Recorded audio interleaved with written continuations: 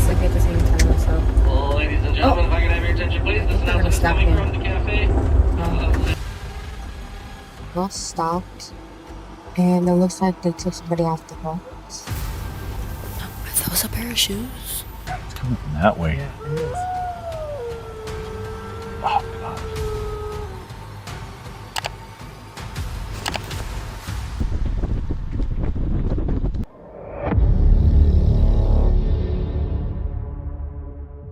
Isolation can turn dangerous without warning. From a shadowy figure standing outside a tent deep inside a haunted tunnel to a mountain camp suddenly flooding in the middle of a storm, these encounters pushed people to their limits. But which one would make you leave immediately?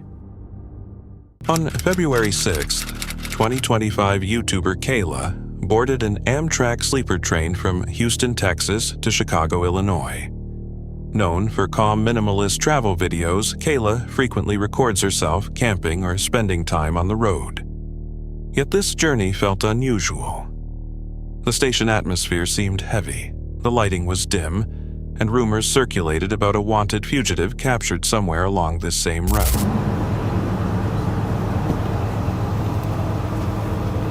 Bus stopped, and it looks like they took somebody off the bus. The driver said stay here, so I don't know what that means, but we're stopped in the middle of the highway, so I don't know.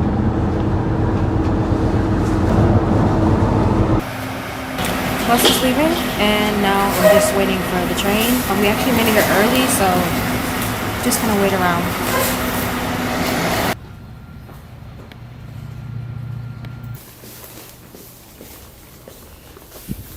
That was a pair of shoes.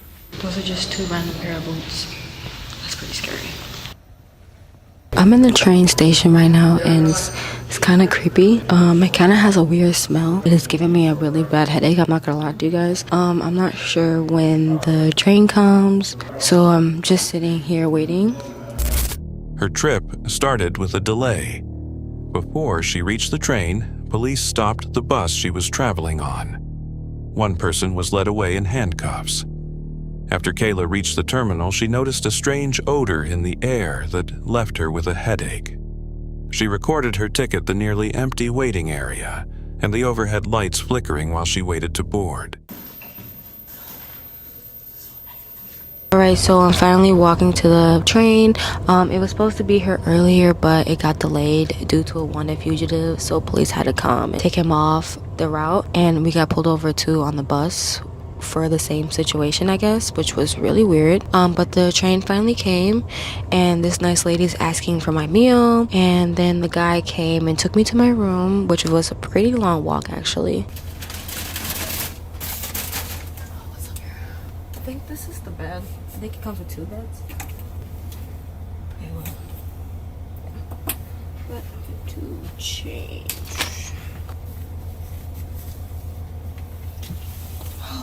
That just like took so much weight off me.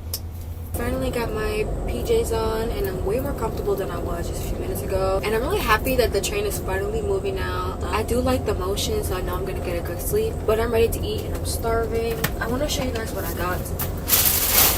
Oh, it's a lot actually, and it's hot. That is satisfying. I think that's one of the most satisfying things I've ever done.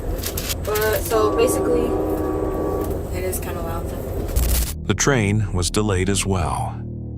Officials said the holdup happened because a fugitive had been removed from the tracks earlier that evening. Once she stepped aboard, a uniformed attendant showed her to a compact sleeper cabin with two narrow beds and warm yellow lighting. She set down her luggage, changed into comfortable clothing, and watched the scenery outside disappear into darkness as the train pulled away.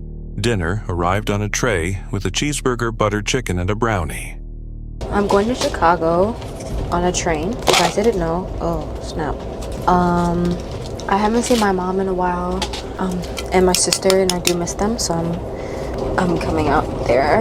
I do live with my dad in Texas, so I don't get to see my mom as much, but I thought I'd make a trip out here just to see him for a few days, which, oh, I am very excited because they haven't seen me in a while. Oh, And the train is moving. I don't know if I mentioned that, but it's pretty rocky. I do kind of feel like a little dizzy, but nothing too bad. That sounds satisfying.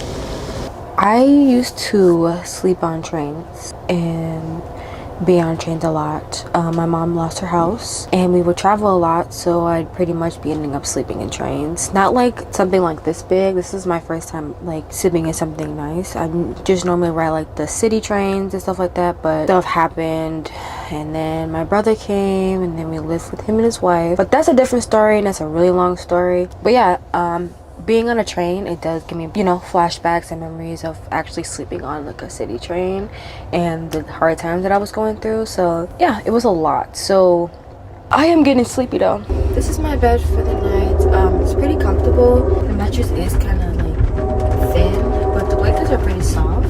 I'm about to get some rest. I'm really tired and the rocking motions kind of making me nauseous a little bit, but sleepy at the same time. So Ladies and gentlemen, if I can have your attention, please. This announcement is coming from the cafe. Ladies and gentlemen, in about 2 minutes, the cafe will be once again open and I'm gonna wait till he serving. stops talking. Also, if you do want to grab something from the cafe, and it'll be a great time. Please keep in mind, folks, in these areas, you might not have very good cell phone Signal. reception. Yeah, I figured. I literally have no signal. It's an SOS mode right now, which is insane. Money onto any. So I'm about to get some rest. I am really tired. I had a really, really long day. See you guys in the morning. As she ate, she explained to the camera that she was heading to Chicago, see her mother and sister whom she had not visited in a long time. She also reflected on growing up without a permanent home, sleeping on city trains as a child, and how this comfortable journey somehow felt familiar. Later that night, fatigue took over. She found the bed thin but warm, while the movement of the train felt almost hypnotic. The footage captured her voice becoming slower, and her words trailing off as she fell asleep. I didn't really get a good sleep to the end. I finally got my comfortable spot. I just got to stretch from it. Oh, man. But yeah, I'm starving. Let's go get some breakfast.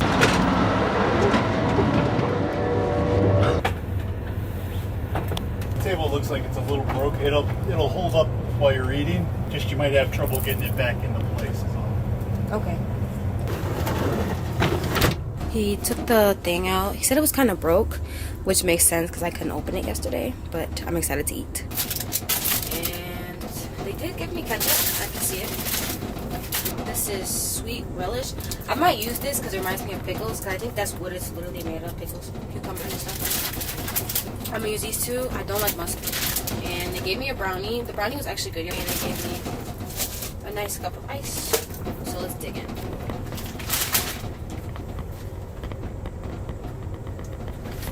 Smells kind of weird. The bread is hard. The crazy part is that the train is so wobbly, my camera is sliding. So, sorry about that. Should be good now. Alright, let's try ketchup. This is a big glizzy too at that. It doesn't even fit inside the bun all the way. It's crazy. That's good enough. Man, this is so wobbly. I can't push the chair. But I'm gonna take a bite of my glizzy.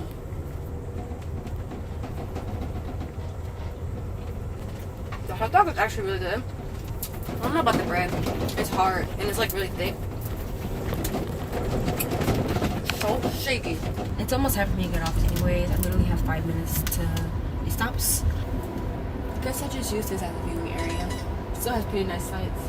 Yeah, pretty nice. Back in hometown. I haven't been here since Thanksgiving. So pretty nice actually. But I'm ready to get back to Houston, honestly. It's 80 degrees out there and it's so cold in Chicago right now. I'm not ready for the cold. Chicago Union Station. It's okay to detrain at this time. Chicago Union Station. And that was my cue to get off. By morning, she awoke to harsh sunlight, a firm mattress, and breakfast being served somewhere along the hallway. Viewers later pointed out how composed she appeared even when discussing the delay involving the fugitive. Some described the footage as calming, while others said it left them uneasy, as though the train's silence continued longer than it should have. When she reached Chicago, Kayla smiled at the camera. Still, many quietly wondered whether the discomfort she felt that night came from nerves or from something unseen moving along that same track. On January 29, 2022, Luke Nichols, creator of the YouTube channel Outdoor Boys, set out on a winter camping trip with his sister Michelle. Known for filming survival and family adventures, Luke's videos often find comfort in unforgiving places. But this trip felt different. As temperatures fell below -7 degrees Fahrenheit, they traveled north, crossing the Arctic Circle into a strange, endless silence. Then, after darkness settled in a distant howl, broke the stillness. We're on the Dalton Highway! Woo! This is hardcore, Michelle. I know, I'm doing it. All right, Michelle, we're here at the Yukon River. We're here at the only gas pump between Fox and the Arctic Circle, and one of the only buildings between Fox and the Arctic Circle. When I was engaged to my wife, I actually spent 5 weeks living north of here along the side of the road with a construction crew, and I used to have to come down here to get gas all the time. In front of each of these parking spots, they have a 120 volt outlet, so you can go ahead and plug in your oil pan heaters to keep your cars from freezing overnight. All right, let's check out our room.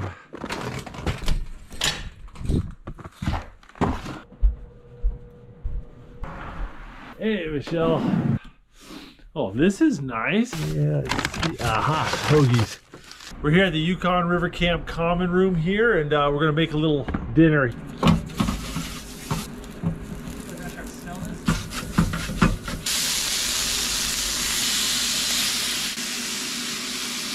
Doing something. Ventilation system's working very well. Philly cheesesteak sandwiches. I was gonna cook these over a campfire tonight, but you know, you gotta be adaptable when you're in Alaska. Best Philly cheesesteak north of the Yukon, right here.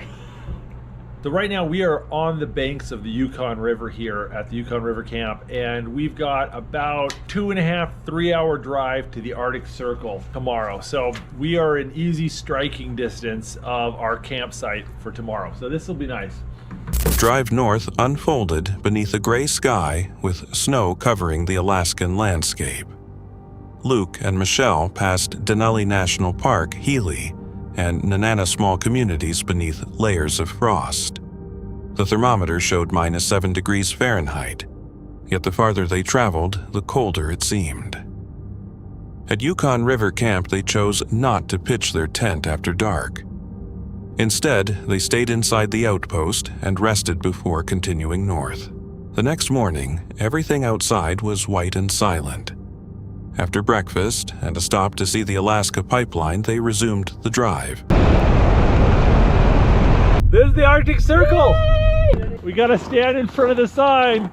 The Arctic Circle is the lowest latitude at which in the wintertime you can have a point where the sun doesn't rise, and at a point in the summer when the sun doesn't set. There you go, guys. Arctic Circle, latitude 66 degrees, 33 minutes. My fingers. From this point, anything north is in the Arctic Circle, and we are going to be camping in the Arctic Circle. This is your first winter camping trip, isn't it? Yes. One of these semi-trucks pass you can't see anything. Look at this. Whoa. I think it's time to do a little digging here.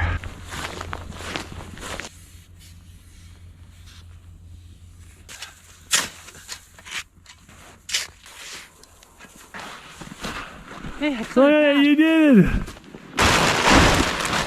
And start clipping your way up. Further to the back.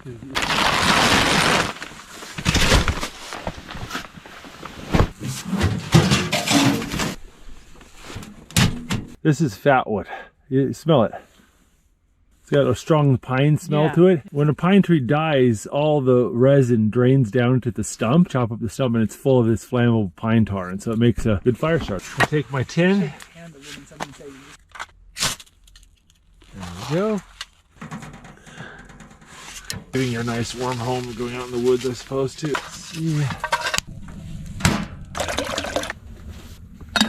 Here, we'll put some rice in there. We got olive oil and diced onions here. Yeah, they did have Mongolian. No sense in taking stuff back home, right? Let's use this up. We got some heavy whipping cream here. I forgot to do that. This looks delicious. What do you think? Smell good? It smells delicious. Awesome. That's not awkward. Just pretend the camera's not here. It's not awkward. The camera's not here. Just They have a can here. not too bad, huh? It was delicious. It's low calorie. It's diet. Hours later, they reached the worn wooden sign marking the Arctic Circle, a landmark visited by few travelers. Beyond that point, the road narrowed and the wilderness felt increasingly empty. They found a snow-covered clearing beside the highway and started preparing camp. Luke cleared space for the tent with a shovel each step crunching through snow. They assembled the hot tent and lit the metal stove where orange flames flickered. Before long, the cold outside had been replaced by heat to feel like summer. They laughed, prepared beef stroganoff, and watched steam rise along the canvas walls. Then they heard it. Wow, we just finished dinner and it's getting kind of quiet. We just heard a wolf howl. It was a wolf howl. Yeah. It didn't sound that far away. August, but it was down near Tananock. Oh, there it is. Yeah, it's coming from that way. Yeah, it is. Oh gosh. That is totally a wolf. Far beyond the campsite, a long, hollow howl carried through the night air. Luke stopped and listened. There was no panic, only the silence that followed. A weaker echo came afterward before disappearing into the wind. The fire weakened, the tent gave off a faint glow, and beyond the canvas, the snow-covered forest remained still. Before sleeping, Luke placed his camera outdoors to record the night sky, hoping to capture the northern lights. The footage closes quietly, showing two siblings asleep, the fire fading, and the Alaskan wilderness extending beyond the frame. Some viewers found the wolves' howls haunting, while others focused on how composed Luke remained. Perhaps that is what makes the scene unsettling.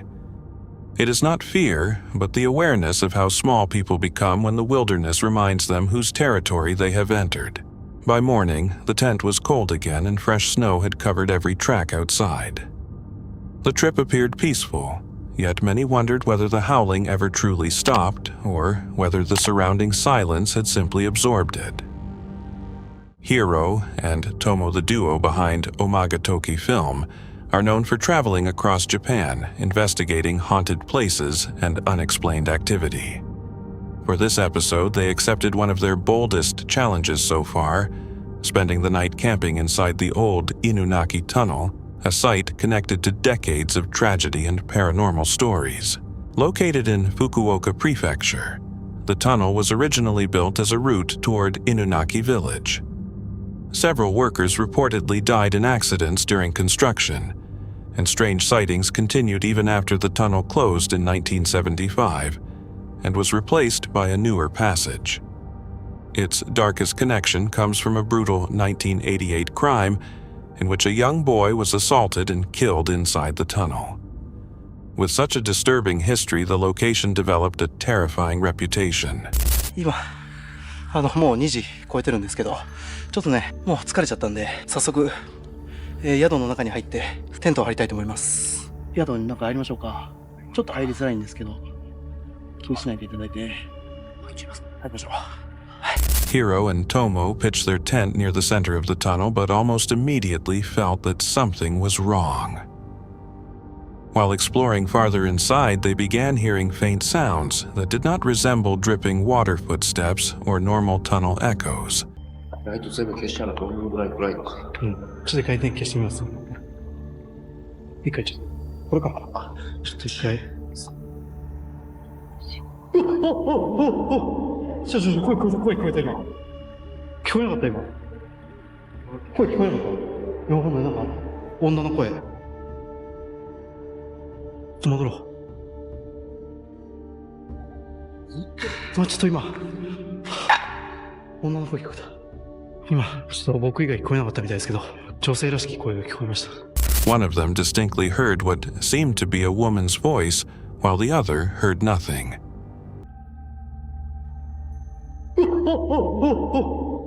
That difference made the experience more disturbing, and they returned to the tent while trying to find a reasonable explanation. By the time they tried to sleep, both were exhausted, but the atmosphere still felt oppressive.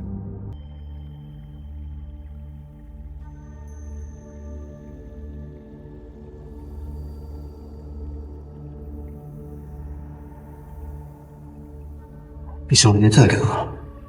ね。いや、もう寝よう。早くさっさと。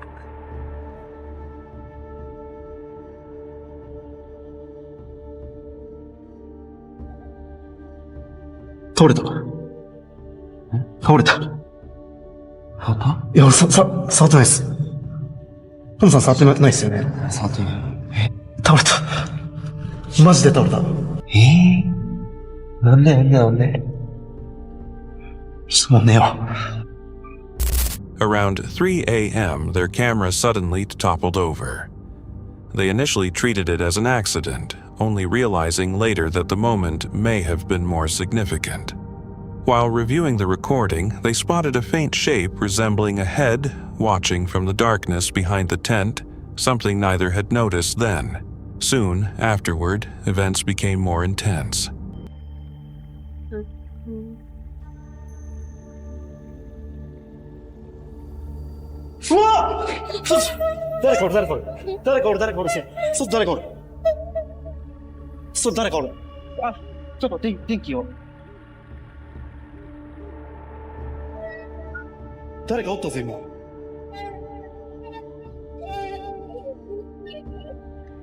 はっきり」いや、声が聞こえて、飛び起きたんですけど、声のする方を見たら、こっから。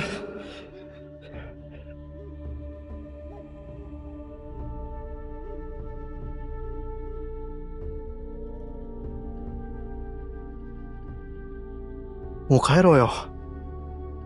One of them felt a presence outside the tent and saw a figure standing just beyond the entrance appearing to watch them.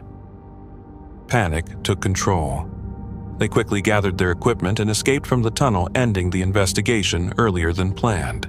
Whether the figure was a ghost, another person, or something more difficult to explain remains unknown. What is clear is that the tunnel lived up to its disturbing reputation. Hiro and Tomo entered hoping to experience something paranormal, and what happened pushed them well beyond their comfort zone. Some viewers believe the activity reflected the tunnel's violent history, while others think someone or something was physically present with them. One question remains: if they had stayed even longer, what would the figure outside the tent have done next?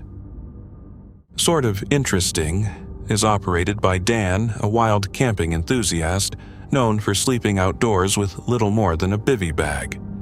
His channel covers stealth camping bushcraft and the simple pleasure of slipping away into isolated parts of the UK. On this particular evening, he had planned a simple trip. After eating dinner with his family, he left for another stealth camp, his third bivy outing in only 8 days, inspired by several extreme stealth camping videos he recently watched.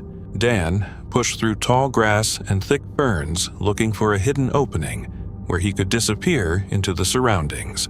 Okay, so I am definitely concealed, although that might only count if I'm about 2 feet from the ground. So I'm just gonna have a quick scout around this area for somewhere that's a little clearer to put maybe my basic ground sheet poncho down, but this is already quite amusing and humorous an activity to try and do. Wish me luck. Eventually, he located a narrow spot enclosed by vegetation. The concealment was not perfect. Using his small stool without being noticed was difficult, but it seemed sufficient for a short overnight stay. He spread his poncho tarp on the ground, arranged his bivy bag, and expected a peaceful night. Almost at once, the area turned out to be busier than he had expected. Dog walkers moved nearby chainsaws carried across the valley, and crows called from the surrounding trees. At one stage, Dan even encountered a dog walker while returning to his concealed campsite, weakening any confidence that he had remained unnoticed. Once full darkness arrived, however, the surroundings became calmer. Dan climbed into his bivy bag, zipped it closed, and settled into the familiar warmth close to the ground that makes stealth camping feel hidden from the world. The quiet did not last. I swear there's been like a firefly. Or I'm gonna shut up.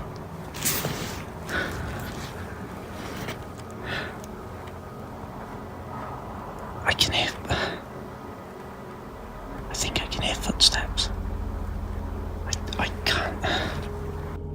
I am keeping an extreme low profile right now. I think that the laser was coming from the far side of the trees, but I'm not 100%.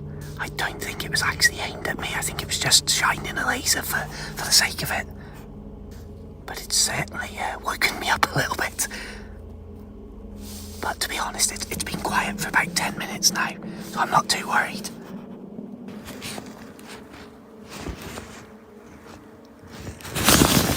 There's a dog in here! What the hell is it?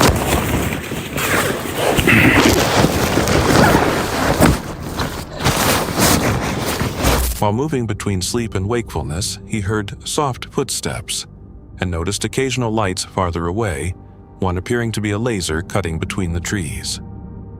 Soon afterward, brighter beams suddenly moved straight toward his position. Someone was extremely close, pointing a flashlight and what appeared to be a laser directly toward his small shelter. Dan woke in alarm and reacted immediately. Because his setup was so basic, he managed to pack everything in less than 2 minutes before leaving the area as quickly as possible. The peaceful bivvy camp he had planned was suddenly over. The incident felt particularly disturbing because wild campers depend on an unspoken sense of privacy. Few expect strangers to intentionally approach them with flashlights and lasers during the middle of the night. Some viewers think the lights belonged to curious locals or teenagers wandering through the woods, while others believe the direct approach may indicate a more deliberate intention. With no clear explanation for the intrusion, the encounter remains difficult to dismiss. Had Dan stayed asleep a little longer, how close would the unknown person have come? And what exactly were they attempting to do out there in the darkness? Brendan Explores is a channel focused on peaceful trips, simple food drinks, and quiet scenery. But on March 19, 2024, the experience unfolded differently than expected. Trouble began before the adventure had started. The night was freezing cold. Cars sped through the area, while motorhomes kept arriving and leaving long after midnight. Brendan spent the hours half asleep and shivering, hoping sunrise would warm the van. By morning, everything looked calm again. Frost covered the roof, sunlight rose steadily, and there was finally time to relax. The day started normally. Breakfast was prepared, gear was packed, and after a few lighter moments with Steve, they set off toward the B-52 crash site. The route soon became difficult. Well, you can definitely tell we're getting higher. There's a little bit of snow on the peaks here. I dare say it, and this is not, I repeat not, for dramatic effect, but we haven't seen another sign yet. We saw the one sign at the very start of the trail. We're slipping and sliding everywhere. Hopefully we get, give me a sign! Frozen patches, deep mud-soaked shoes, and many miles of walking stretched ahead. Even seasoned hikers they met warned that the trail would be tough in those conditions. Eventually, Brendan decided to head back. With the temperatures being sub-zero right now, even though the sun's shining, it is a cold day. I've now got wet feet. I know from previous experience, from doing various different things in my youth, with at least 3 or 4 miles to go, would be a pretty silly decision for my health. So it's not very often I turn back. I didn't feel safe going forward, and I think you have to be honest with yourself and actually look at what's going to come if things go wrong. With temperatures below freezing wet feet and dangerous ground still miles ahead, pushing onward could have endangered his health. Turning around was difficult, but safety mattered more. The day slowed down again. Brendan walked through Bakewell, bought pastries, recorded briefly, then drove to a quiet hillside spot to camp. It seemed ideal for a peaceful night. Once darkness arrived, the mood changed. While Brendan was settling down, something hit the roof of his partner's van hard enough to jolt him alert.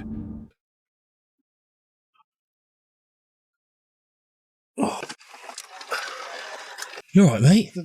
Yeah. And there's a car. Did you have it as well? Yeah. Like a. Yeah. Well, I'm looking at you, mate. Shoes. They were bit by the van. I don't know what he's doing up there. He's the one Hang on. worrying me a little bit. Yeah, hang on. I've got something to say. What time is it? You stay away from my van. Honestly, when I heard that car go past, what were they doing? I don't know. We've got somebody up there who's got a big spotlight on. He's our problem. Because he's just driving backwards and forwards. If you look, right? Is there somebody up there? That scared the living daylights out of me. Wow, I just banged my roof, I did then. Jesus. Soon afterward, a small van drove past, followed by a Land Rover, both moving quietly as they circled the area. Later, headlights appeared along the ridge above. A vehicle remained motionless with its engine off and its lights pointed toward the camp. It did not approach or leave. It simply stayed there watching. So what are they playing at up there then? Is that light up there? It's just stalking us. It's if it's sitting up there with the headlights on. Yeah, like whether it's a vehicle or not. Well, it's definitely a vehicle because I heard it. Yeah, I heard it. It was a little Ford Connect van. Well, why is he just stood there or That's what I'm trying sat to there work like out, stalking? mate. If you're lucky, if you stand here, right, it looks like there's two. After the vehicle finally vanished, Brendan sent up a drone to inspect the hillside. Rather than providing answers, it showed something more disturbing. Apologies if you guys can't really see much because of how dark it is, but there's definitely something or someone at the brow of that hill. Yeah. See, it's picking up something. Yeah. It's like, mate, it's a fire. Look at the heat off. Look at the glow off it. What the hell are they doing setting fires at this time of night? Car's gone past twice. What, so we have two vehicles. Yeah. Go past. One was a van, definitely a little van. Yeah. And the other was Land Rover. Yeah, A large fire burning in an isolated area with no visible people nearby and no clear explanation. Despite everything, they stayed for the night. Neither felt comfortable. Steve kept checking outside while Brendan remained inside his van with the heater running at full power, waiting for daylight. A camping stop meant to be quiet and peaceful became one of the most unsettling experiences Brendan had ever filmed. Some viewers believe people were observing them from a distance, while others suspect something stranger was happening. If you had been there, would you stay until morning or leave immediately? Al's Bushman in Blue is a channel centered on quiet, wild camping, severe weather, and the simple pleasure of being outdoors with his dog Blue. But on March the 7th, 2022, a winter camp near the summit in the Lake District turned into something far more dangerous than expected. The plan was straightforward. Al intended to climb Blencathra, take in the snowy summit, set up his tent, enjoy a couple of beers, and watch the sun go down. At first, it seemed like an ideal winter camping trip. Look at this. It's a steep climb to get to this point, but already you can just see all the mountains in the background, all snow covered. Sun just pouring through the clouds there. Just fantastic. The snow was soft and powdery visibility was good, and the open sky seemed to stretch forever. But once darkness arrived, the weather changed rapidly. The temperature dropped far below freezing. Oh, it's chilly. It's a cold one. But nice to get that mat up, and now I'm sat on that. That makes a hell of a difference. So next job, I'm going to get all my hot gear on to keep me warm. The wind cut through his clothing. The tent shook violently. Snow blew through the opening, and visibility fell to almost zero. Well, it's getting a bit flappy in here. There's gusts coming through that are really almost annihilating this tent. So hopefully we can stand strong till the morning. The wind is just bringing, if you can see there, look at all that. Just snow just... Even so, Al and Blue remained in place, relying on their equipment and waiting for the gusts to pass. Then the real threat began. A warm front suddenly arrived during the night, bringing rain, higher temperatures, and rapid snowmelt. Well, the wind isn't the problem anymore. I need a paddle. Look at this. What the hell am I going to do now?